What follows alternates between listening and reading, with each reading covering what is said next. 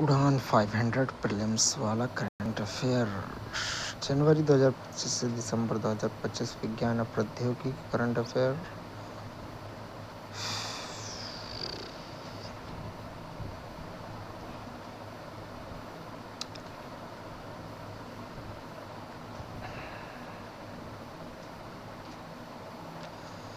जैव प्रौद्योगिकी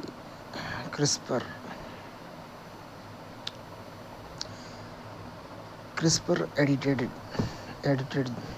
japonica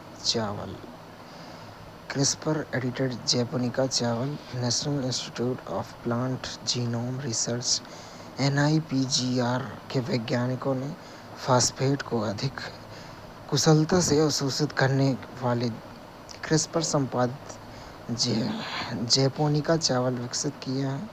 CRISPR संशोधित जैपोनिका चावल उर्वरक का सामान्य उपयोग किए जाने पर उपज में 20% की वृद्धि प्रदर्शित करता है तथा फास्फेट की कम मात्रा वाली परिस्थितियों में लगभग 40% की वृद्धि दर्शाता है। CRISPR clustered regulated interspaced short palindromic repeat एक जीन संपादित उपकरण है जिसका उपयोग किसी विशिष्ट जीन के डीएनए में उनके अनुक्रम के भागों को हटाकर जोड़कर या परिवर्तित कर संवर्धन करने के लिए किया जाता है।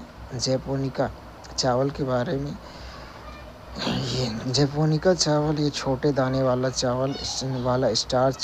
उच्च स्टार्च युक्त चावल है जिसका अनुसंधान में व्यापक रूप से उपयोग किया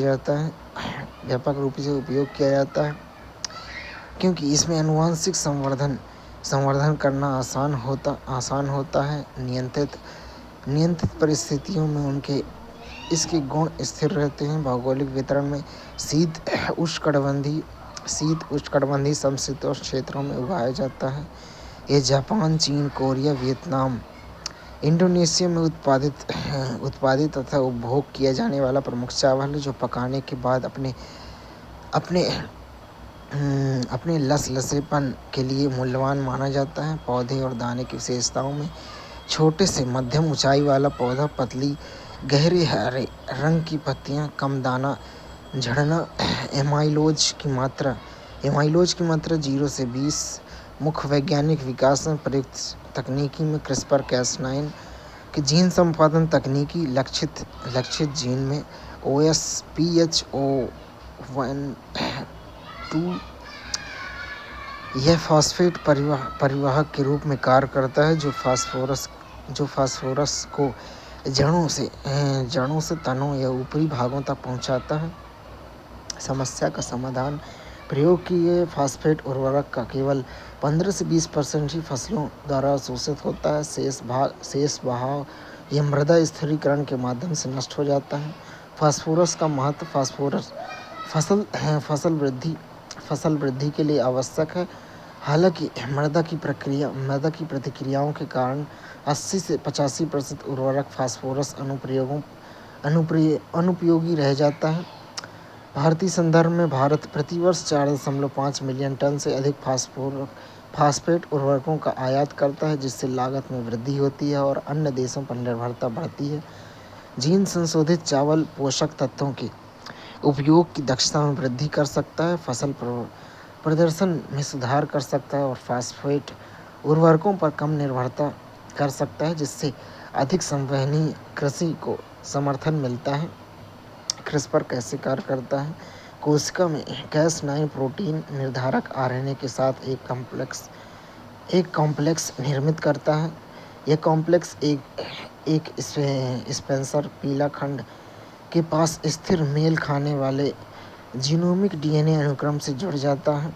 फिर Cas9 RNA कॉम्प्लेक्स DNA के दोहरे स्ट्रैंड को काटता है। फिर कटे हुए स्थान पर संशोधित किया गया DNA डाला जा सकता है। अतिरिक्त जानकारी में CRISPR-Cas9 के बारे में CRISPR, जिसका पूरा नाम clustered regularly interspaced short palindromic repeats है, एक जीन संपादन तकनीकी है जिसका उपयोग किसी विशिष्ट जीन के आनुवंशिक अनुक्रम में DNA के हिस्से को हटाकर, जोड़कर या बदलकर परिवर्तन करने के लिए किया जाता है। ये जीनोम में मौजूदा त्रुटियों को सुधारने तथा कोशिकाओं और जीवों में तेजी से कम तापमान में और अपेक्षाकृत आसानी से जीन प्रभाव को प्रदर्शित करता है या अवरुद्ध करना संभव बनाता है। ये तकनीकी कैसे विकसित हुई है?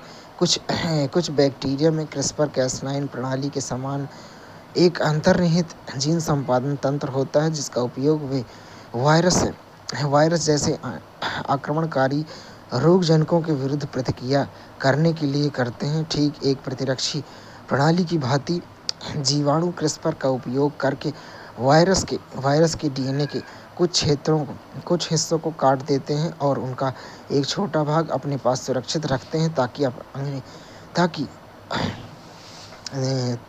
ताकि अगली बार हमला होने पर वे विषाणु को पहचान सकें और उससे बचाव कर सकें। शोधकर्ताओं ने इस प्रतिरक्षा रक्षा प्रणाली को डीएनए संपादन के लिए अनुकूलित किया है। क्रिस्पर-cas9 प्रणाली डीएनए में उत्परिवर्तन लाने वाले दो प्रमुख अणुओं से मिलकर बनी होती है। ये है cas9 नामक एक एंजाइम। यह आणविक कैंची की तरह कार्य करता है जो जीनोम में एक विशिष्ट स्थान पर डीएनए के दोनों तंतुओं को काट सकता है ताकि डीएनए के अंश जोड़े या हटाए जा सके। आरएनए का एक टुकड़ा जिसे गाइड जीआरएनए कहा जाता है, इसमें पहले से डिजाइन किया गया आरएनए अनुक्रम लगभग 20 बेस लंबा होता है जो एक लंबे आरएनए ढांचे के भीतर स्थिर रहता है। ढांचा वाला भाग डीएनए से जुड़ता है और पूर्व डिजाइन किया गया अनुक्रम cas9 को जीनोम के सही हिस्से तक ले जाता है। इससे यह सुनिश्चित होता है कि cas9 एंजाइम जीनोम के वह सही स्थान पर कट लगाए। गाइड आरएनए को इस प्रकार डिजाइन किया जाता है कि वह डीएनए के किसी विशिष्ट अनुक्रम को खोज कर उससे जुड़ सके। cas9 गाइड आरएनए का अनुसरण करते हुए डीएनए अनुक्रम में उसी स्थान पर पहुंचता है और डीएनए के दोनों तंतुओं पर कट लगाता है। एक बार डीएनए कट जाने के बाद शोधकर्ता कोशिका की अपनी डीएनए मरम्मत प्रणाली का उपयोग करके आनुवंशिक सामग्री के हिस्से को जोड़ते या हटाते हैं। यह मौजूदा खंडों को अनुकूलित डीएनए अनुक्रम से प्रतिस्थापित करके डीएनए में परिवर्तन करते हैं। क्रिस्पर-cas9 को कैंसर, हेपेटाइटिस बी या यहाँ तक कि उच्च कोलेस्ट्रॉल जैसे आनुवंशिक घटक वाले कई रोगों के उपचार के लिए एक साधन के रूप में उपयोग किया जा सकता है। आनुवंशिक रूप से संवर्धित जीएम फसलें हाल ही में चल रही व्यापार वार्ताओं में अमेरिकी अधिकारियों ने भारत से अपने कृषि बाजार को आनुवंशिक रूप से संवर्धित जीएम फसलों के लिए खोलने का आग्रह किया है। आनुवंशिक रूप से संवर्धित फसलों के विकास के चरण में जीन की पहचान और चयन, लाभदायक गुण के लिए उत्तरदायी जीन का चयन करना, पादप कोशिकाओं में जीन स्थानांतरण रूपांतरण तकनीकी में से किसी एक का उपयोग करके जीन को पादप की जीनोम में डाला जाता है।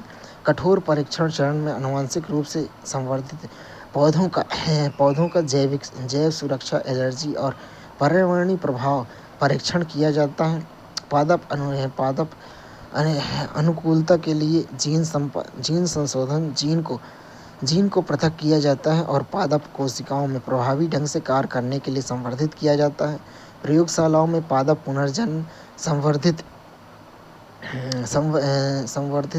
पुनर्जनन संवर्धित कोशिकाओं को ऊतक संवर्धन का उपयोग करके प्रयोगशाला में पूर्ण पौधे विकसित किया जाता है।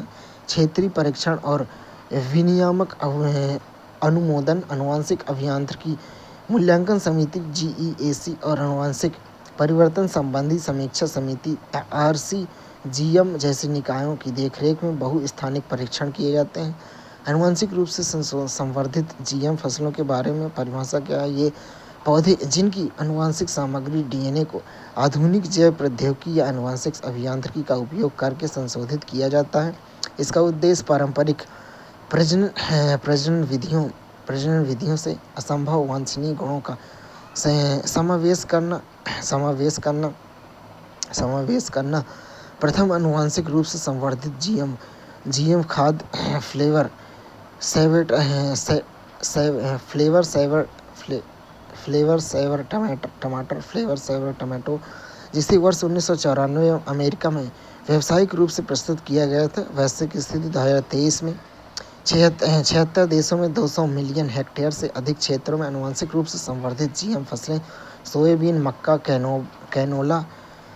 कैनोला आदि उगाई जा रही हैं। शामिल किए गए सामान्य गुण में कीट प्रतिरोधी जैसे बैसिलस थुरिजेंसिस से प्राप्त बीटी जीन, शाकनाशी सहनशीलता जैसे ग्लाइफोसेट प्रतिरोध, सूखा या लवण सहनशील, विलंबित परिपक्वता अवधि या बेहतर भंडारण अवधि, पोषक तत्वों की वृद्धि जैसे विटामिन ए युक्त गोल्डन राइस। आनुवंशिक रूप से संवर्धित जीएम फसलों के अनुप्रयोग में जैव पुष्टिकरण, बायोफोर्टिफिकेशन, फसलों में सूक्ष्म पोषक तत्वों की मात्रा में वृद्धि। उदाहरण के लिए कैरोटीन से समृद्ध गोल्डन राइस 2004 में प्रथम सकल आनुवंशिक रूप से संवर्धित जैव पुष्टिकरण है। खाद्य टीके में आनुवंशिक रूप से संवर्धित जीएम पौधों को इस प्रकार संवर्धित किया जाता है कि वे पारंपरिक टीकों की तुलना में अधिक सुरक्षित और लागत प्रभावी टीकों का उत्पादन कर सकें। जैव ईंधन बायोफ्यूल सतत ऊर्जा उत्पादन के लिए आनुवंशिक रूप से संवर्धित जीएम शैवाल और साइनोबैक्टीरिया से प्राप्त चतुर्थ पीढ़ी के जैव ईंधन है। पादप उपचारक फाइटोरेमेडिएशन संदूषित मृदा और जल से प्रदूषकों को हटाने या निष्क्रिय करने के लिए आनुवंशिक रूप से संवर्धित जीएम पौधों का उपयोग। भारत में आनुवंशिक रूप से विकसित फसलों के विकास के लिए प्रमुख घटनाक्रम में 2002 में भारत में बीटी कपास की शुरुआत हुई। 2006 में उच्चतम न्यायालय ने आनुवंशिक रूप से विकसित फसलों के विरुद्ध जनहित याचिका दायर की गई। 2012 में फिर 2010 में पर्यावरण मंत्री द्वारा बीटी बैगन की रिलीज पर रोक लगाई गई। 2012 में संसदीय समिति ने आनुवंशिक रूप से विकसित फसलों के परीक्षण को रोकने का आह्वान किया। 2013 में विशेषज्ञ पैनल ने परीक्षणों को 10 वर्षों के लिए निलंबित करने की सिफारिश की। 2014 में एक एकड़ क्षेत्र में परीक्षण और 21 आनुवंशिक रूप से विकसित फसलों के परीक्षण को मंजूरी मिली। 2016 में आनुवंशिक रूप से विकसित सरसों के परीक्षण को मंजूरी मिली, लेकिन उच्चतम न्यायालय ने रोक लगा दी। भारत में जीएम फसलें में बीटी कॉटन वाणिज्यिक खेती के लिए एकमात्र स्वीकृत जीएम फसल कपास का उत्पादन वर्ष 2002-03 में 13.6 मिलियन गांठों से बढ़कर 2013-14 में 39.8 मिलियन गांठों तक पहुंच गया, जो 193% की अभूतपूर्व वृद्धि दर्शाता है। लगभग 3 गुना वृद्धि। बीटी बैगन स्वीकृत लेकिन स्थगन के अधीन है। जीएम सरसों DMH 11 शर्तों के साथ मंजूरी दी गई, लेकिन अभी तक व्यवसायीकरण नहीं हुआ है। शाकनाशी सहिष्णु हर्बिसाइड टॉलरेंट HT बीटी कपास स्वीकृत नहीं है, लेकिन अवैध रूप से इसे व्यापक पैमाने पर खेती की जाती है। जीएम सरसों और जीएम मकई, जीएम सोयाबीन और मक्का की खेती को मंजूरी नहीं दी गई। हालांकि आयातित जीएम सोया या मकई पोल्ट्री और मवेशी चारा श्रृंखलाओं के माध्यम से प्रवेश कर चुके हैं।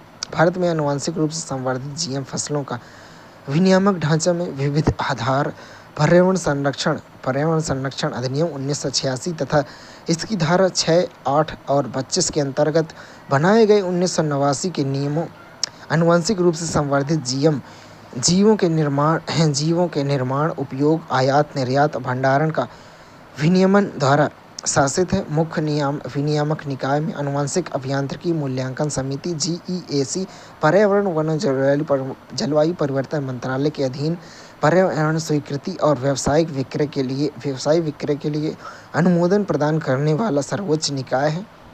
आनुवंशिक परिवर्तन संबंधी समीक्षा समिति RCGM जैव प्रौद्योगिकी विभाग, विज्ञान और प्रौद्योगिकी मंत्रालय के अधीन यह विज्ञान और प्रौद्योगिकी मंत्रालय के अधीन है। मूल्यांकन वाली समिति, आनुवंशिक परिवर्तन संबंधी समीक्षा समिति विज्ञान प्रौद्योगिकी मंत्रालय के अधीन है। यह समिति आनुवंशिक एवं अनुसंधान और विकास, जैव सुरक्षा, आकलन और सीमित क्षेत्रीय परीक्षण की निगरानी करती है। राज्य जैव प्रौद्योगिकी समन्वय समिति SBCC, यह समिति राज्य स्तर पर जैव सुरक्षा अनुपालन की निगरानी करती है। जिला स्तरीय समिति DLC जिला स्तर पर निरीक्षण और प्रवर्तन का कार्य करती है। नेशनल बायो बैंक, केंद्रीय मंत्री डॉक्टर जितेंद्र सिंह ने नई दिल्ली में CSIR IGIB में फिनोम इंडिया परियोजना के अंतर्गत नेशनल बायो बैंक का उद्घाटन किया। बायो बैंक के बारे में, बायो बैंक एक भंडार है जिसमें अनुसंधान के लिए जैविक नमूने, रक्त, DNA, कोशिकाएं, ऊतक, अंग संग्रहित किए जाते हैं। महत्व क्या है? यह रोग अनुसंधान और लक्षित उपचारों के विकास को सक्षम बनाकर लक्षित चिकित्सा का समर्थन करता है। भारत में 19 पंजीकृत बायो बैंक है जिनमें कैंसर, ऊतक और कोशिका रेखाएं जैसे नमूने संग्रहित हैं। विषय क्षेत्र एवं मॉडल में 10,000 व्यक्तियों के एक राष्ट्रव्यापी संगणक कोहर्ट अध्ययन का समर्थन करता है। जीनोमिक जीवन शैली आधारित और नैदानिक डेटा एकत्र करता है। यह UK बायोटेक के मॉडल पर आधारित है जिसे भारत की भौगोलिक, जनजातीय और सामाजिक आर्थिक विविधता के अनुरूप अनुकूलित किया जाता है। संबंध पहलों में बाल चिकित्सा, दुर्लभ आनुवंशिक विकारों पर मिशन कार्यक्रम, ग्रेजुएट मिशन, दुर्लभ बाल आनुवंशिक विकारों के लिए जीन वेरिएंट की पहचान करना। फिनोम इंडिया परियोजना हृदय संबंधी चयापचय रोगों के लिए बेहतर पूर्वानुमान मॉडल विकसित करती है। फिनोम इंडिया परियोजना के बारे में इसका शुभारंभ वैज्ञानिक और औद्योगिक अनुसंधान परिषद CSIR द्वारा 7 दिसंबर 2023 को किया गया था। अध्ययन की प्रकृति, यह कार्डियो चयापचय रोगों पर केंद्रित भारत का पहला पैन इंडिया दीर्घकालिक स्वास्थ्य निगरानी अध्ययन है। इसमें 17 राज्यों और 24 शहरों से CSIR के कर्मचारी, पेंशनभोगी और उनके जीवन साथी सहित लगभग 10,000 व्यक्ति शामिल हैं। इसका उद्देश्य मधुमेह, यकृत रोग, हृदय रोग जैसे कार्डियो चयापचय रोगों के लिए विशिष्ट जोखिम पूर्वानुमान मॉडल विकसित करना है।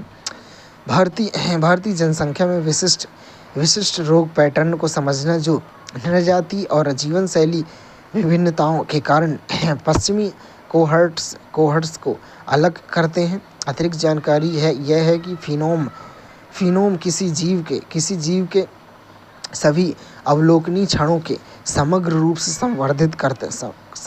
को संवर्धित करता है जिसमें आनुवंशिक तथा पर्यावरणीय दोनों प्रभावों के आकार ग्रहण करने वाले शारीरिक, जैव रासायनिक और व्यवहारिक गुण शामिल होते हैं। दीर्घकालिक डेटा किसी विस्तारित समयावधि के दौरान एक ही व्यक्ति पर बार किए गए अवलोकनों की श्रृंखला के माध्यम से एकत्र की जानकारी को संवर्धित करता है। सिंथेटिक ह्यूमन जीनोम प्रोजेक्ट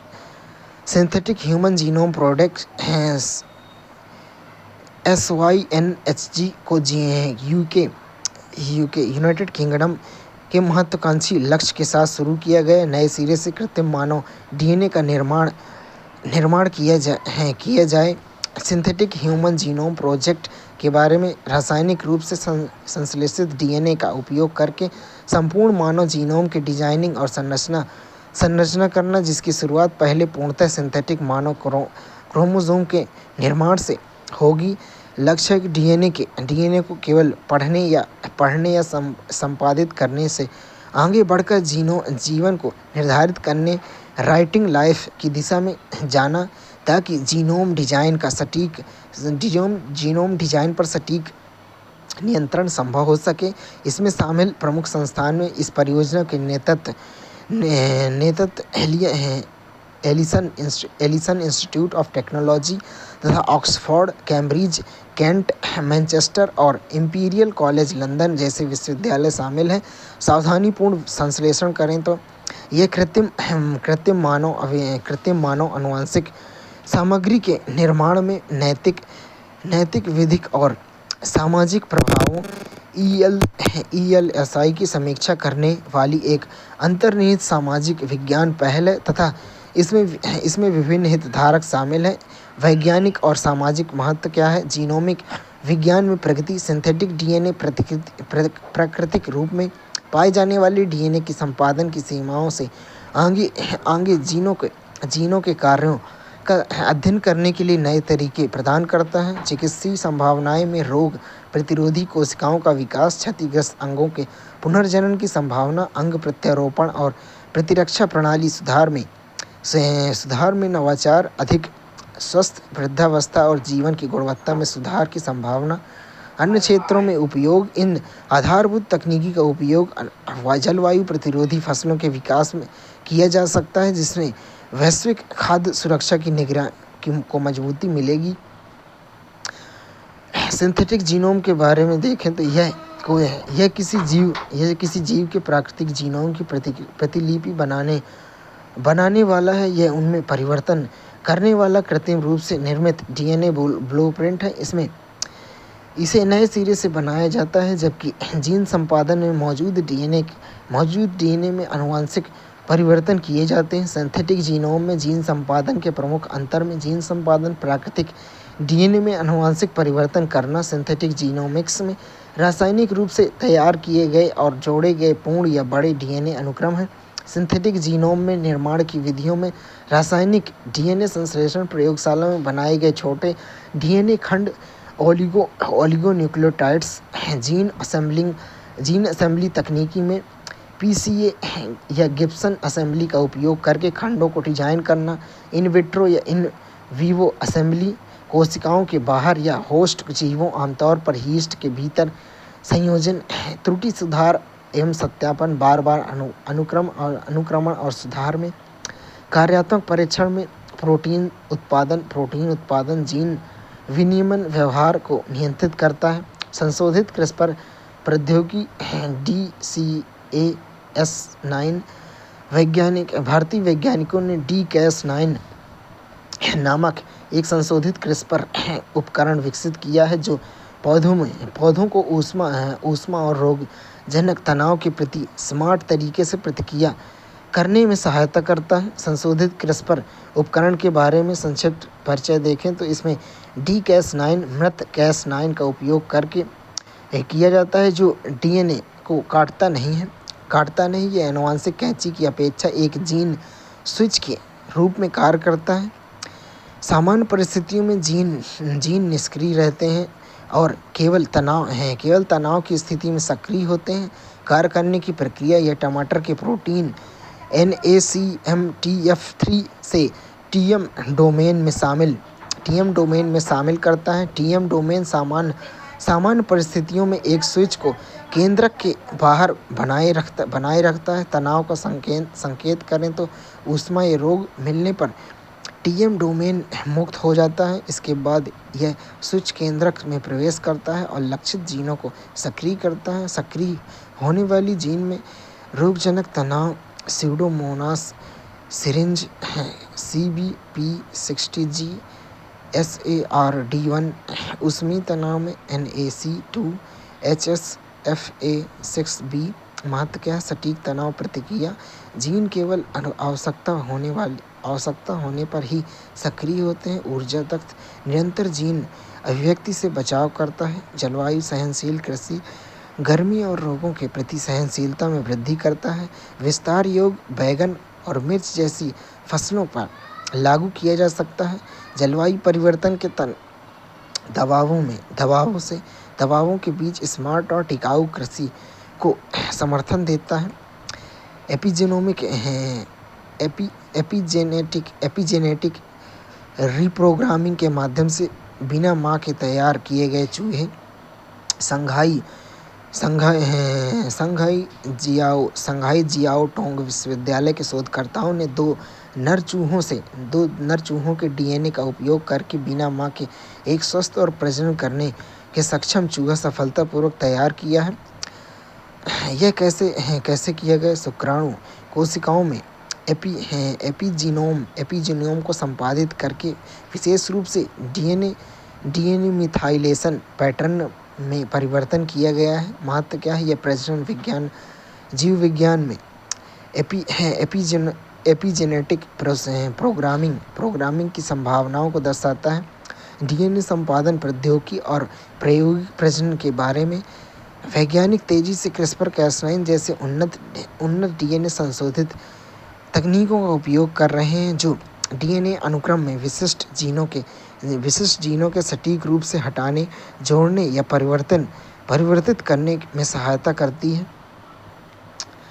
मुख्य अवधारणाओं में मिथाइलेशन डीएनए में जोड़े जाने वाले रासायनिक संवर्धन जो डीएनए अनुक्रम बदले बिना जीन अभिव्यक्ति को नियंत्रित करते हैं। सामान्य प्रजनन में सामान्यतः भ्रूण को डीएनए का एक सेट मां अंडाणु में और एक पिता शुक्राणु से प्राप्त होता है। प्रौद्योगिकी पद्धति में शोधकर्ताओं ने अंडाणु से डीएनए निकालकर उसके साथ नर चूहों के 2 शुक्राणु केंद्रक इंजेक्ट किए हैं। एक शुक्राणु में डीएनए को मिथाइलेशन में परिवर्तन के माध्यम से एपिजेनेटिक रूप में रिप्रोग्राम किया जाता है ताकि वह मात्र डीएनए की नकल कर सके। इसके बाद संशोधित भ्रूण को एक मादा चूहे में प्रत्यारोपित किया गया, जिससे गर्भावस्था में पूर्ण अवधि तक धारण किया गया। यह अध्ययन दर्शाता है कि एपिजेनेटिक रिप्रोग्रामिंग और डीएनए संपादन पारंपरिक मृत मात्र योगदान से आगे जाकर वंशानुक्रम के पैटर्न को प्रभावित कर सकता है। आनुवंशिक इम्प्रिंटिंग के बारे में आनुवंशिक इम्प्रिंटिंग जीनोमिक इम्प्रिंटिंग स्तनधारियों में होने वाली एक प्रक्रिया है जिसमें डीएनए को रासायनिक रूप से इस प्रकार संशोधित किया जाता है कि किसी जीन की केवल एक अभिभाव की प्रति वन पेरेंटल कॉपी प्रकट होती है, जबकि दूसरी दवा दी जाती है। मुख्य विशेषताओं में मूल जनक विशिष्ट संशोधन नर भ्रूण की वृद्धि को बढ़ावा देने वाले जीनों को सक्रिय करने हेतु डीएनए में मिथाइल समूह जोड़ते हैं। मादा में कुछ जीनों को निष्क्रिय करने के लिए रासायनिक संशोधन जोड़ते हैं जो विकास को भी प्रभावित करते हैं। इम्प्रिंटिंग में त्रुटियां प्राइडर-विली सिंड्रोम और एंजेलमैन सिंड्रोम दोनों क्रोमोसोम 15 से जुड़े हैं तथा कुछ प्रकार की कैंसर जैसी बीमारियों का कारण बन सकती है। महत्व क्या है? जीनोमिक इम्प्रिंटिंग यह दर्शाता है कि एपिजेनेटिक परिवर्तन किस प्रकार जीन अभियांत्रिकी को प्रभावित करते हैं और विकास पर गहरा प्रभाव डाल सकते हैं एवं रोग पैदा कर सकते हैं। अतिरिक्त जानकारी एपिजेनेटिक्स के बारे में एपिजेनेटिक्स यह अंतर्निहित डीएनए अनुक्रम में किसी प्रकार का परिवर्तन किए बिना जीन अभिव्यक्ति में होने वाले रासायनिक परिवर्तनों का अध्ययन है। ये संशोधन डीएनए से जुड़े होते हैं और डीएनए के निर्माण खंडों के क्रम को नहीं बदलते हैं। एपिजीनोम किसी कोशिका में मौजूद डीएनए के पूर्ण समुच्चय जीनोम के भीतर जीनों की गतिविधि अभिव्यक्ति को नियंत्रित करने वाले सभी संयोजनों को एपिजीनोम कहा जाता है। संशोधन के प्रकार ऐसे एपिजेनेटिक संशोधन तंत्र जो जीन अभिव्यक्ति को सक्रिय या दमित कर सकते हैं, इनमें निम्नलिखित शामिल हैं। डीएनए मिथाइलेशन यह डीएनए में एक मिथाइल समूह जोड़ने की प्रक्रिया है। हिस्टोन संशोधन यह उन प्रोटीन में परिवर्तन करने की प्रक्रिया है जिसके चारों ओर डीएनए लिपटा होता है। नॉन कोडिंग आरएनए इंटरफेरेंस गैर कोडिंग आरएनए के माध्यम से होने वाला हस्तक्षेप। गुजरात की जीनोम अनुक्रम परियोजना गुजरात में गुजरात में जनजातीय आबादी के लिए संदर्भ जीनोम डेटाबेस का निर्माण मन नामक जनजातीय समुदायों पर केंद्रित एक अनूठी जीनोम अनुक्रम परियोजना शुरू की है, जिसकी घोषणा 2025-26 के बजट में की गई थी। गुजरात में जीनोम अनुक्रम परियोजना के बारे में देखें तो उद्देश्य 17 जिलों में विस्तृत जनजातीय समुदायों के 2000 व्यक्तियों के जीनोम का अनुक्रम करना, ताकि सिकल सेल एनीमिया और थैलेसीमिया जैसे आनुवंशिक रोगों की पहचान की जा सके। कार्यान्वयन एजेंसियों में Gujarat biotechnology research centre GBRC, जिसे गुजरात सरकार के विज्ञान और प्रौद्योगिकी विभाग तथा जनजातीय विकास विभाग का समर्थन प्राप्त है। परियोजना की विशेषताओं में नमूना संग्रह, जीनोम अनुक्रम और आनुवंशिक डेटा की व्याख्या के लिए अत्याधुनिक अवसंरचना, फोकस क्षेत्र में जन्मजात प्रतिरक्षा, कैंसर और वंशानुगत रोगों से जुड़े आनुवंशिक मार्कर, एकीकरण में लक्षित चिकित्सीय सहायता के लिए जनजातीय स्वास्थ्य प्रोफाइल को बुनियादी स्वास्थ्य सेवाओं से जोड़ा जाएगा। महत्व क्या है? यह परियोजना विज्ञान और परंपरा के बीच सेतु का कार्य करती है तथा जनजातीय समुदायों के दीर्घकालिक स्वास्थ्य सुधार और समृद्ध भविष्य को बढ़ावा देती है। जीनोम इंडिया प्रोजेक्ट GIP के बारे में संक्षिप्त परिचय। यह एक अखिल भारतीय अनुसंधान पहल है जिसका नेतृत्व भारतीय विज्ञान संस्थान ISSC बेंगलुरु की ब्रेन रिसर्च सेंटर द्वारा किया जा रहा है। इसमें 20 से अधिक संस्थानों का सहयोग है। शुभारंभ भारत सरकार के जैव प्रौद्योगिकी विभाग TBT द्वारा वर्ष 2020 में इसका शुभारंभ किया गया।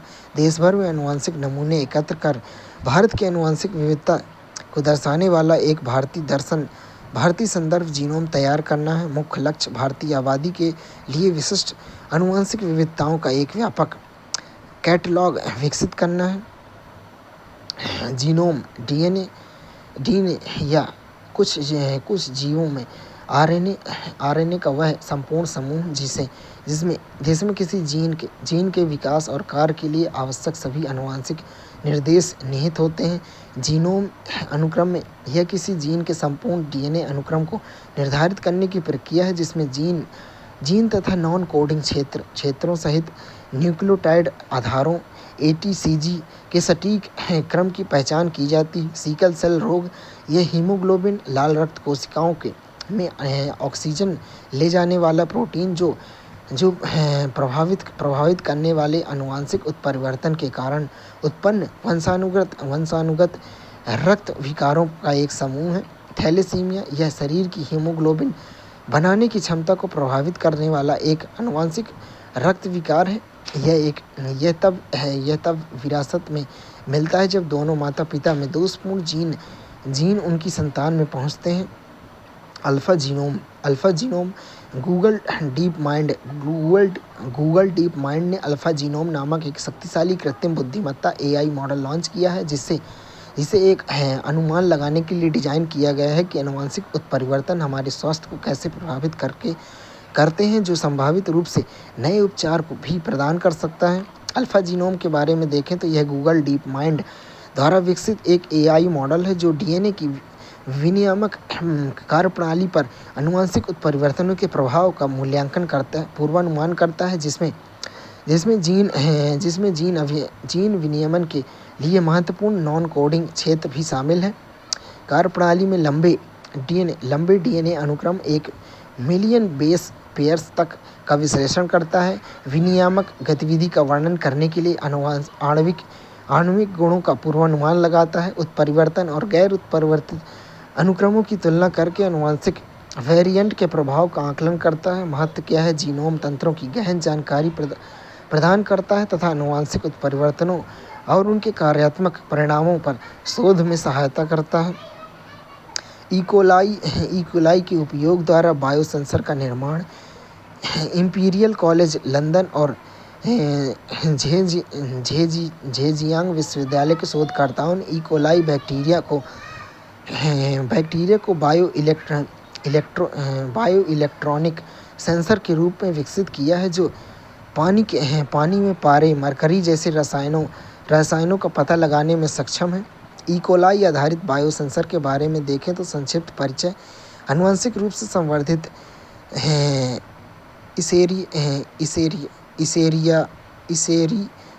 इसेरिसिया कोलाई बैक्टीरिया जीवित बायोसेंसर के रूप में कार्य करते हैं, जो पारे जैसे रसायनों की उपस्थिति को मापने योग्य विद्युत संकेतों में परिवर्तित कर देते हैं, जिन्हें साधारण इलेक्ट्रॉनिक उपकरणों द्वारा पढ़ा जा सकता है।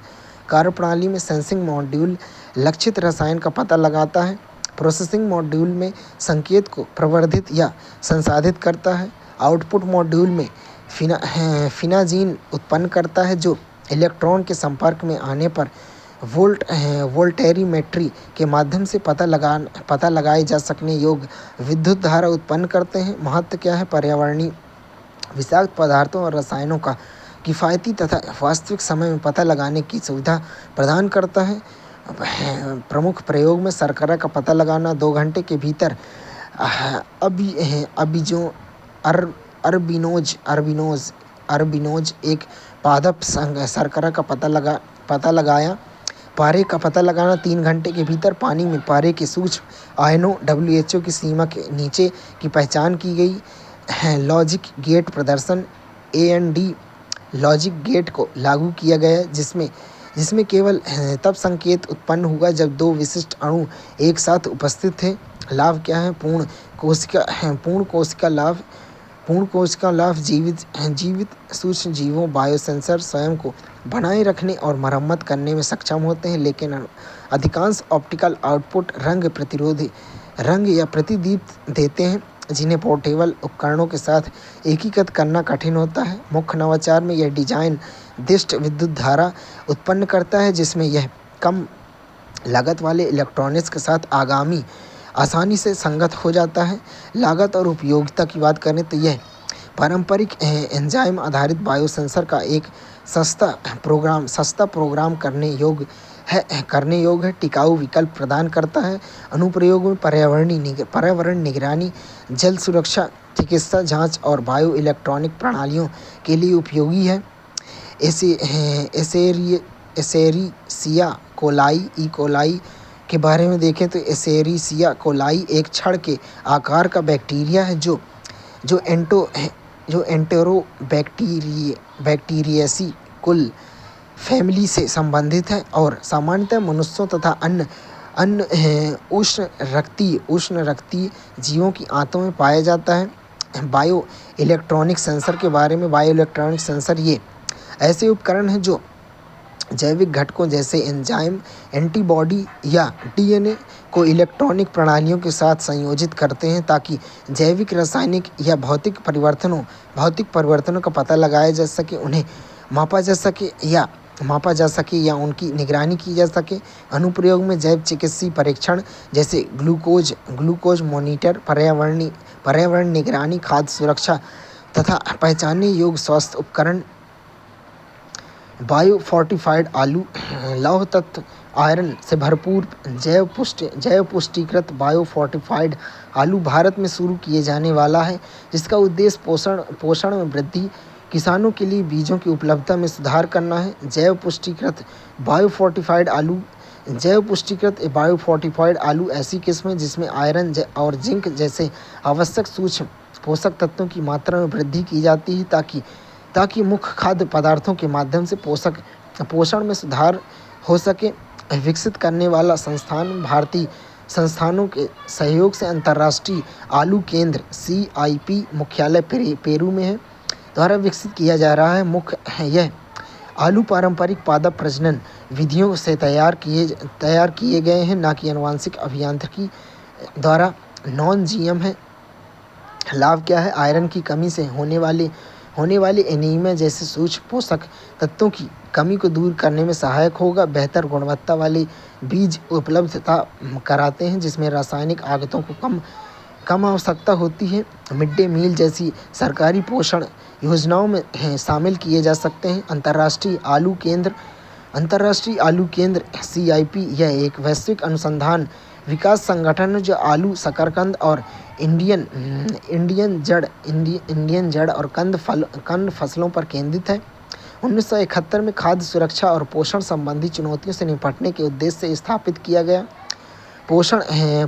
पोषण भोजन तक पहुंच बढ़ाना, समावेशी और सतत कृषि व्यवसायों को बढ़ावा देना, कृषि खाद्य प्रणालियों में जलवायु सहनशीलता को सुदृढ़ करना। मुख्यालय लीमा, पेरू में है। अंतर्राष्ट्रीय आलू केंद्र CIP Africa, Asia, Latin America में 20 से अधिक देशों में कार्यरत है। अंतर्राष्ट्रीय आलू केंद्र CIP दक्षिण एशिया क्षेत्रीय केंद्र CSARC आगरा, उत्तर प्रदेश में है। पशु स्टेम सेल बायोटैंक और प्रयोगशाला। भारत में पहली अत्याधुनिक पशु स्टेम सेल बायोबैंक प्रयोगशाला का उद्घाटन केंद्रीय मंत्री जितेंद्र सिंह द्वारा राष्ट्रीय पशु जैव प्रौद्योगिकी संस्थान NIAB हैदराबाद में किया गया है। पशु स्टेम सेल बायोबैंक यह राष्ट्रीय पशु जैव प्रौद्योगिकी संस्थान NIAB में स्थित है, जो जैव प्रौद्योगिकी विभाग के अंतर्गत biotechnology research innovation council BRIC का एक प्रमुख संस्थान है। कार्य विभिन्न पशु प्रजातियों से प्राप्त उच्च गुणवत्ता वाले स्टेम सेल का भंडारण और संरक्षण करता है। हाई मीडिया लेबोरेटरीज के सहयोग से विकसित किया गया पशु चिकित्सा क्लिनिकों, अनुसंधान संस्थानों, अस्पताल और उद्योग जगत को गुणवत्ता नियंत्रित पशु स्टेम सेल तथा स्वदेशी किफ़ायती सेल कल्चर मीडिया उपलब्ध कराता है। Stem cell culture unit, 3D bioprinter, bacterial culture lab, bio storage, autoclave कक्ष, उन्नत एयर हैंडलिंग सिस्टम, निर्बाध विद्युत आपूर्ति। फोकस क्षेत्र में पुनर्योजी चिकित्सा, पशुधन के लिए कोशिकीय उपचार, रोग मॉडलिंग, ऊतक अभियांत्रिकी, प्रजनन जैव प्रौद्योगिकी। स्टेम सेल बैंकिंग, यह संभावित रूप से जीव रक्षक स्टेम कोशिकाओं को भविष्य में उपचार और पुनर्योजी चिकित्सा, रीजनरेटिव मेडिसिन में उपयोग के लिए एकत्रित करने, प्रसंस्करण करने, सुरक्षित रूप से भंडारित करने की प्रक्रिया है। DNA साक्ष्यों के बारे में उच्चतम न्यायालय के दिशा निर्देश। कट्टाविल्लई में देवघर बनाम तमिलनाडु राज्यवाद 2025 में सर्वोच्च न्यायालय ने आपराधिक मामले में DNA नमूने के प्रबंधन के लिए एक रूप दिशा निर्देश जारी किए। DNA साक्ष्य के प्रबंधन के बारे में उच्चतम न्यायालय के दिशा निर्देश की आवश्यकता क्या है? अस्पष्ट विलंब। देवकर वाद में DNA के नमूने लंबे विलंब के बाद FSL फॉरेंसिक साइंस लेबोरेटरी में भेजे गए, जिससे नमूने की शुचिता पर संदेह उत्पन्न हुआ, उनके परीक्षण या छेड़छाड़ का जोखिम बढ़ गया। संदूषण का जोखिम कड़े चेन ऑफ कस्टडी प्रोटोकॉल के अभाव में DNA साक्ष्य प्रभावित हो सकता है, जिसे गलत दोष सिद्धि या बरी किए जाने की संभावना बढ़ जाती है। एकरूपता का अभाव पुलिस व्यवस्था राज्य का विषय होने के बावजूद विभिन्न राज्यों और FSL फॉरेंसिक साइंस लेबोरेटरी में तदर्थ और असंगत प्रथाओं के कारण राष्ट्रीय स्तर पर एक रूप मानकों की आवश्यकता पड़ी है। निष्पक्ष सुनवाई सुनिश्चित करना। उच्चतम न्यायालय ने साक्ष्य संबंधी महत्व को सुरक्षित रखने और न्याय के दुरुपयोग को रोकने के लिए उचित दस्तावेजीकरण, कठोर समय सीमा 48 घंटे के भीतर और अभिरक्षा प्रक्रियाओं को अनिवार्य किया। DNA नमूने के प्रबंधन के बारे में उच्चतम न्यायालय के दिशा निर्देश 2025 हैं कि उचित संग्रहण और दस्तावेजीकरण। DNA नमूने को प्राथमिकी FIR विवरण के साथ सावधानीपूर्वक पैक किया जाना चाहिए। संग्रहण प्रक्रिया में उपस्थित चिकित्सा पेशेवर, विवेचना अधिकारी तथा स्वतंत्र गवाहों के हस्ताक्षर और पदनाम शामिल होने चाहिए। समय पर परिवहन विवेचन अधिकारियों को यह सुनिश्चित करना होगा कि नमूने संग्रहण के 48 घंटे के भीतर संबंधित फॉरेंसिक साइंस लैब तक पहुंच जाए। किसी भी प्रकार के विलंब की स्थिति में कारणों को दर्ज किया जाना चाहिए और नमूने को सुरक्षित करने के लिए सभी प्रयास किए जाने चाहिए। भंडारण प्रोटोकॉल, सुनवाई से संबंधित न्यायालय की स्पष्ट अनुमति के बिना किसी भी पैकेज को खोला, बदला या पुनः सील नहीं किया जाएगा। चेन ऑफ कस्टडी रजिस्टर है यह एक लॉगबुक जिसमें वाद समाप्त होने तक डीएनए नमूने को ट्रैक किया जाता है, जिससे अंतिम निर्णय दोषसिद्धि बरी तक बनाए रखना होगा तथा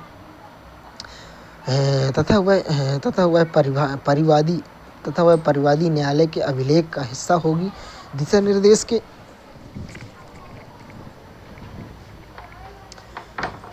निर्देशों के अनुपालन में किसी भी चूक के स्पष्टीकरण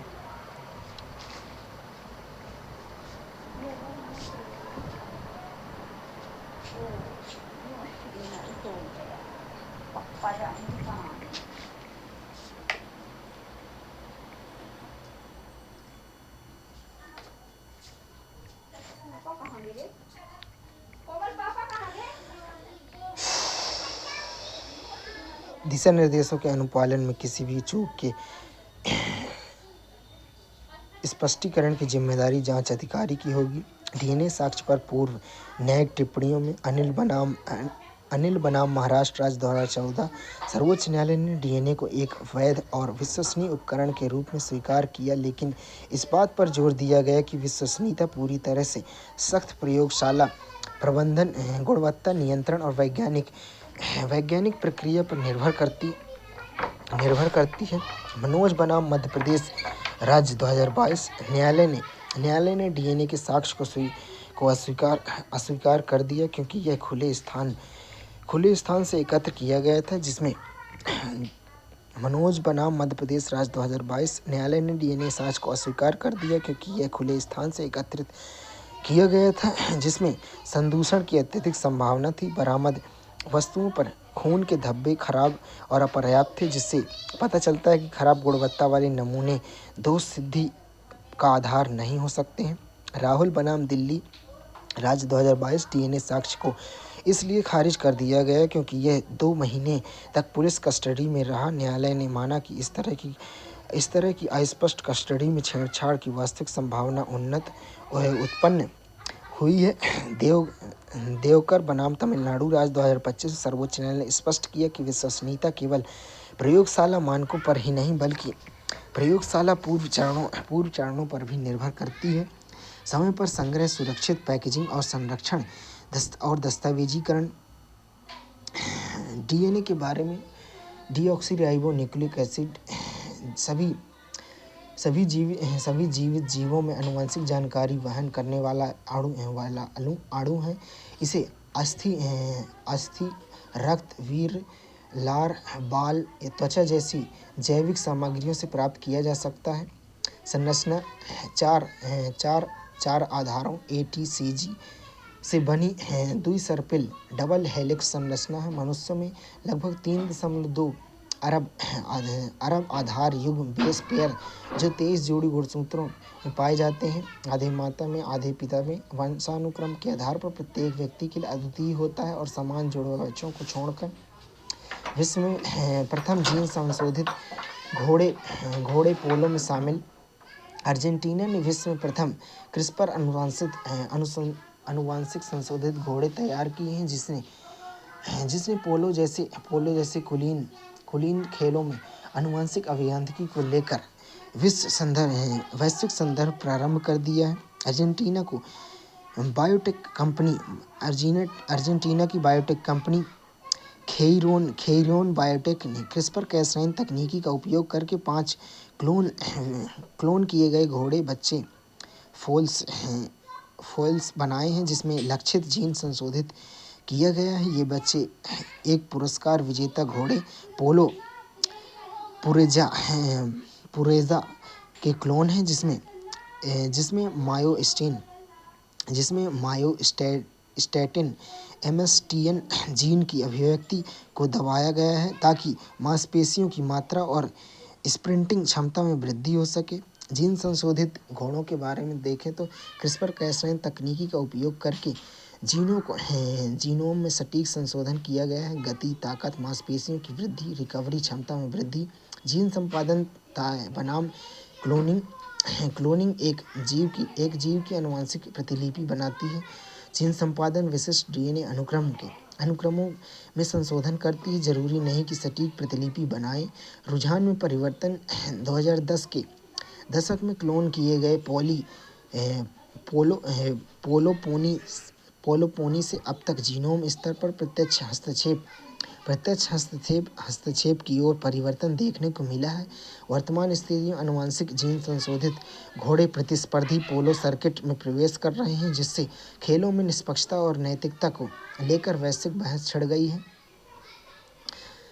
क्रिस्पर तकनीकी यह एक शक्तिशाली आनुवंशिक जीन संशोधन उपकरण है जो वैज्ञानिकों को डीएनए अनुक्रम में विशिष्ट स्थानों पर आनुवंशिक सामग्री को जोड़ने, हटाने या परिवर्तित करने की अनुमति देता है। Cas9 एंजाइम यह एक प्रकार की आणविक कैंची है जो डीएनए को काटती है। गाइड आरएनए, जीआरएनए या Cas9 को जीनोम में सटीक स्थान पर निर्देशित करता है जहां कट लगाना होता है। कार्यप्रणाली में जीआरएनए लक्षित डीएनए में बंध जाता है। Cas9 निर्दिष्ट स्थान पर डीएनए को काटता है। कोशिकाएं कट को निम्न प्रकार से ठीक करती हैं। गैर समजात अंतःसंयोजन नॉन होमोलोगस एंड ज्वाइनिंग एक जीन को निष्क्रिय कर सकता है।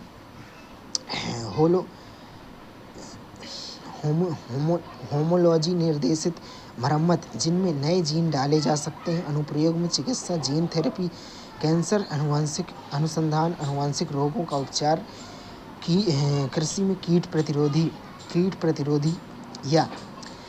प्रतिरोधी या जलवायु सहनशील फसलें पैदा करना, पशु में वांछित गुणों में वृद्धि, उदाहरण के लिए पशुधन या रेस के घोड़ों में मांसपेशियों की वृद्धि। लाभ क्या है? पुरानी जीन संवर्धन तकनीकों की तुलना में अत्यधिक सटीक और लागत प्रभावी और तीव्र। आनुवंशिक जीन संशोधन जीन संपादन एक ऐसी तकनीकी है जो डीएनए अनुक्रमों के सटीक संशोधन करने में सक्षम बनाती है, जिसमें विशिष्ट स्थानों पर आनुवंशिक सामग्री को हटाना, परिवर्तित करना या जोड़ना शामिल है।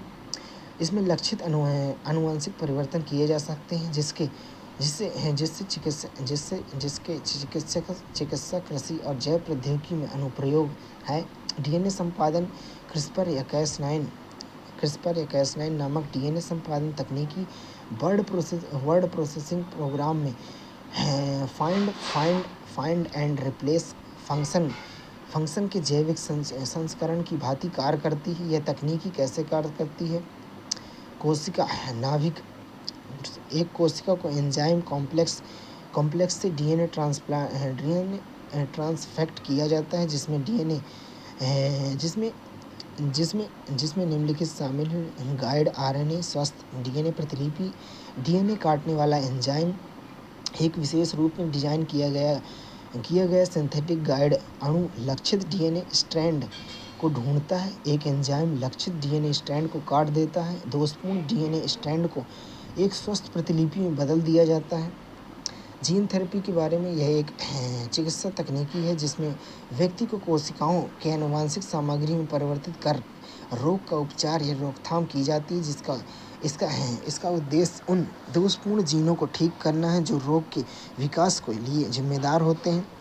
सोमैटिक जीन थेरेपी यह गैर प्रजनन कोशिकाओं में परिवर्तन करती है।